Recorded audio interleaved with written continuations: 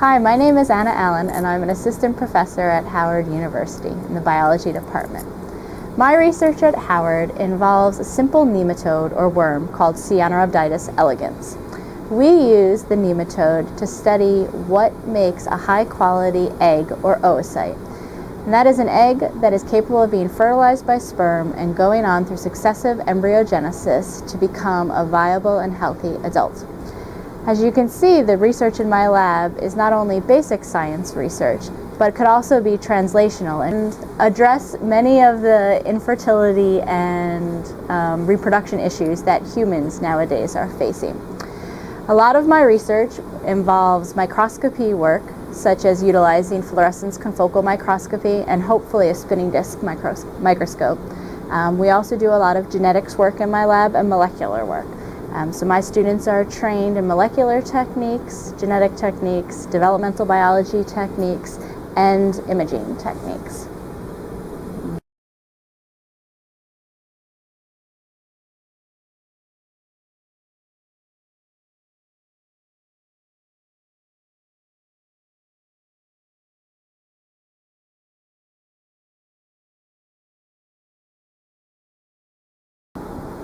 And hello, I'm Dr. Nathan Smith in the Department of Biology at Howard University. Work in my lab centers around evolutionary biology and paleontology. The unifying framework that we use to address questions is phylogenetic systematics. Basically, we like to build evolutionary or family trees of organisms and use those trees to test hypotheses about evolution, biogeography, and ecology. The main study systems that I work with in my lab include Triassic and Jurassic dinosaurs and their relatives, Cenozoic water birds and living water birds. These include things like pelicans, storks, penguins, etc. And also scleractinian reef corals, primarily from the Caribbean. So we have a number of projects working to build morphological phylogenetic hypotheses with these three systems. But again, the main thing that we do is work with evolutionary trees and phylogenetic comparative methods to address questions in evolution and biology. View of the movie. We have new species coming from the southern continents that rival T-Rex in size and have banana-sized teeth. We have new species even from western North America here at home that have claws longer than their hands that look like giant Freddy Kruegers. As far as the species we see in the film,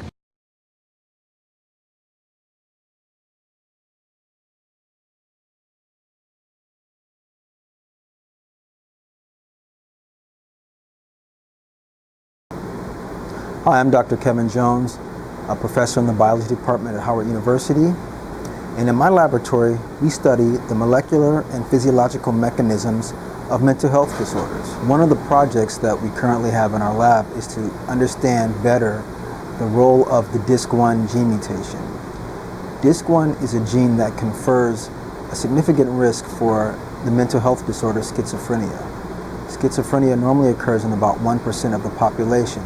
However, patients that have disruptions in DISC1 signaling can have a 50-fold increase in risk for schizophrenia. In my laboratory, we're interested in understanding the molecular, cellular, as well as behavioral impacts that DISC1 disruptions show in animal models. Some of the techniques that we currently have in our lab is we use patch clamp physiology, we use many different behavioral tests of the animal models, and we also use cutting-edge techniques such as optogenetics. Some of the projects that are ongoing in the laboratory, we're interested in how antipsychotic drugs can be used to modulate the behavior, neural circuitry, and even molecular signals within animal models of schizophrenia.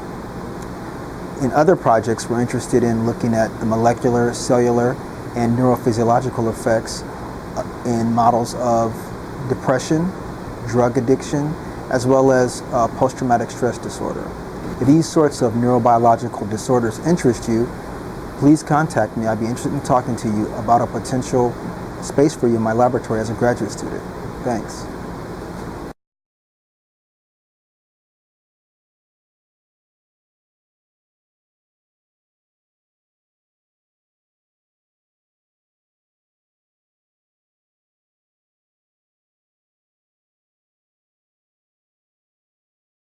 So my name is George Middendorf. I'm a professor of biology at Howard University, and I don't work in the lab.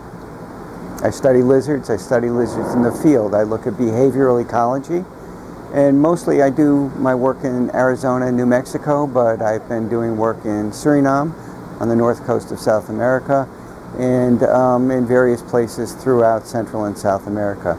I look at behavior, I look at ecology, I look at lizards, but I'm open to other kinds of studies if you like to do field work. But if you want to work in a lab, probably not with me.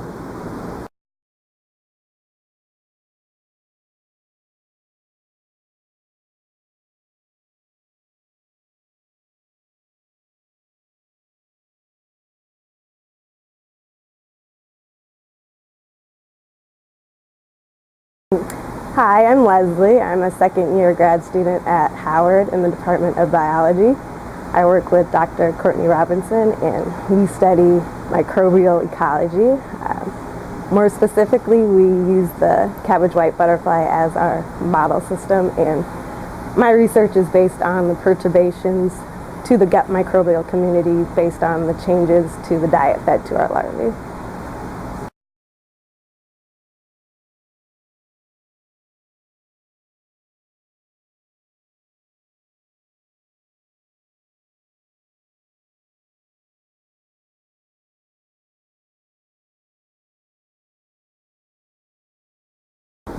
My name is Janelle Burke. I'm assistant professor at Howard University, and in the Burke Lab we investigate plant evolutionary biology, or plant systematics. In particular, we study two groups of plants, the knotweeds and the princess flowers, and the species that have diversified in the tropics. So in our lab we use multiple lines of evidence to investigate plant evolutionary relationships. For example, we use a more traditional approach by looking at plant morphology or characters to give evidence for how these plants are more closely related to each other. But we also look at molecular techniques by using polymerase chain reaction, PCR, to target specific genes in the plant genome, to also look at those similarity and differences to develop a hypothesis of evolutionary relationships. So one of the current projects we have in our lab is looking at the diversity of a specific group of plants called Myconia that have evolved in the Andes. So the Andes is a really unique ecosystem to study plants because it's rich in biodiversity. For example, we've described already 12 new species just within this one group of plants that were previously unknown to science in the Andes.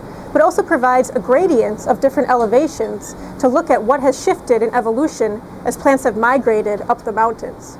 For example, the plants that grow in the lowlands are pollinated by bees, but there are no bees up at 4,000 meters. So what has changed in these flowers to allow them to adapt to different pollinators at these different areas?